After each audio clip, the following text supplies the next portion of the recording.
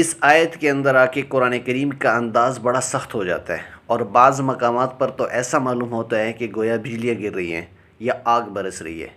قرآن کریم ان یہودیوں کے اقوال اور ان کے تاریخی افعال ان کے سامنے رکھ کر انہیں اس طرح آڑے ہاتھوں لیتا ہے کہ بیچارے بالکل لاجواب ہو جاتے ہیں۔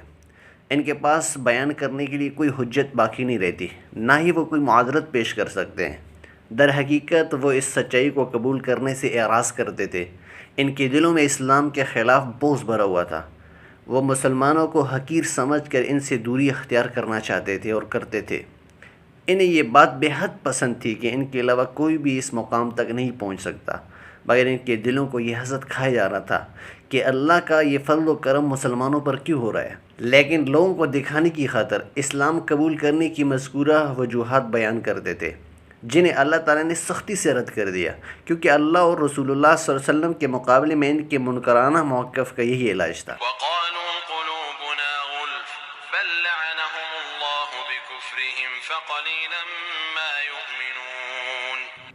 اور وہ کہتے ہیں ہمارے دل محفوظ ہیں، اصل بات یہ ہے کہ ان کے کفر کی وجہ سے ان پر اللہ کی پھٹکار پڑی ہے، اس لیے وہ کم ہی ایمان لاتے ہیں۔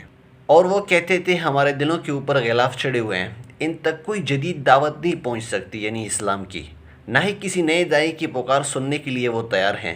یہ بات وہ اس لیے کہتے تھے کہ نبی صلی اللہ علیہ وسلم اور مسلمانوں کو مایوس کر دے، تاکہ وہ انہیں اس دین اسلام کی طرف بلانا ہی چھوڑ دے۔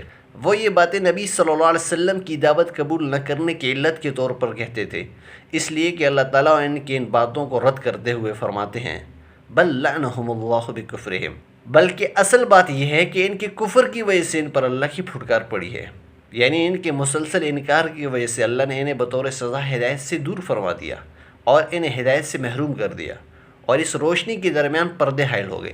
فَقَلِيلًا مَا يُؤْمِنُونَ، اس لیے وہ کم ہی ایمان لاتے ہیں، یعنی چونکہ اپنے مسلسل کفر و قدیم گمراہی کی وجہ سے وہ راہ حق سے دور ہو گئے، اور اللہ نے بطور سزا انہیں محروم بھی کر دیا، اس لیے وہ ایمان نہیں لاتے۔ اللہ تعالیٰ ہمیں قرآن پر عمل پیرا ہونے کی توفیق عطا فرمائے۔